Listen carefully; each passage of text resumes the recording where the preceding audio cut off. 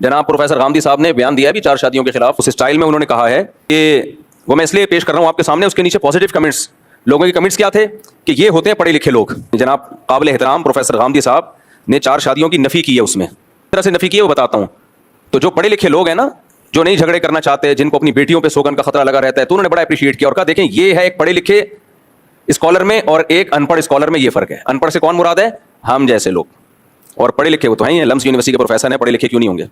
تو اس میں انہوں نے دلیل یہ دی ہے کہ یہ جو اسلام میں قرآن میں ہے نا 4 شادیاں، یہ تو غزوہ احد میں شہید بہت سارے صحابہ ہو گئے تھے تو ضرورت پڑ گئی تھی، لڑکیاں زیادہ ہو گئی تھیں، مرد کم ہو گئے تھے، اس ضرورت کے لیے اجازت دی گئی کہ بھئی یہ کام کر سکتے ہو، ورنہ یہ کوئی دائمی حکم یا ترغیبی حکم نہیں ہے اسلام کا. ضرورت کے موقع پر اس پیکج سے فائدہ اٹھایا جا سکتا ہے. جیسے پیکج ہوتا ہے نا کہ بھئی یہ ضرورت کے وقت آپ کا یہ بھی ایک پیکج ہے، تو یہ کوئی ایسی چیز نہیں ہے جس پہ بیانات کیے جائیں، لوگوں کو ترغیب دی جائے. کہا کہ اگر یہ فطرت ہوتی تو آدم علیہ الصلوۃ والسلام کے لیے ایک بیوی کا انتخاب کیا گیا ہے. اس وقت کیوں اللہ نے اس فطرت کی رعایت نہیں کی؟ ہم کہتے ہیں نا مرد کے لیے ایک سے زیادہ بیوی رکھنا یہ مرد کی نیچر ہے. اچھا یہاں جناب غامدی صاحب سائنس کے حوالے نہیں دے رہے، ٹھیک ہے نا، یہاں ڈنڈی مار رہے ہیں. یہ جو ہم کہتے ہیں نا مرد کے لیے ایک سے زیادہ بیوی رکھنا نیچر ہے اور اسلام فطرت، دین فطرت ہے نا، تو نیچر کا تعین تو میڈیکل سائنس کرتی ہے نا.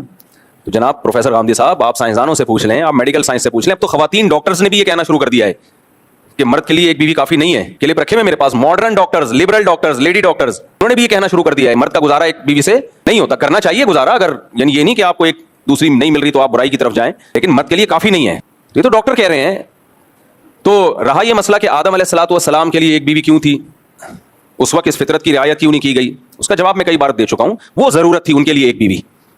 جناب غامدی صاحب کہتے ہیں نا کہ غزوہ احد میں ضرورت تھی اس لیے اجازت دی گئی. بات یہ ہے کہ جب ضرورت ہوگی تو پھر مجبوری ہوگی تو ایک پر اکتفا کیا جائے گا. قرآن کے الفاظ یہی بتاتے ہیں، مجبوری ہوگی تو ایک پر اکتفا ہے. وہی مجبوری آدم علیہ السلام کے وقت میں بھی تھی، اس لیے ان کو ایک بیوی رکھنے کا حکم دیا گیا. وہ مجبوری کیا تھی کہ اللہ تعالیٰ یہ چاہتے تھے کہ تمام انسانوں کا جیسے باپ ایک ہے، ماں بھی سب کی ایک ہو، ایک اصل پہ سب جمع ہو جائیں جا کے. اگر آدم علیہ السلام کی 4 یا 8 یا 10 15 بیویاں ہوتی تو ہم میں تو سوتیلے پن میں لڑتے رہتے. ہم تو اما ہوا کی اولاد ہے، تو اما فلاں کی اولاد ہے، تو اما فلاں کی اولاد ہے. ایکویلٹی، مساوات جب ہی پیدا ہونی تھی. انا خلقناکم من ذکر و انثی، اے لوگوں ہم نے ایک مرد اور ایک عورت سے تم کو پیدا کیا ہے، تم سب سگے بھائی ہو، سوتیلے بھائی نہیں ہو تم. اس کی مثال یہ ہے کہ آدم علیہ السلام کی اولادوں میں نکاح کیسے ہوا ہے، وہ تو سب بہن بھائی تھے.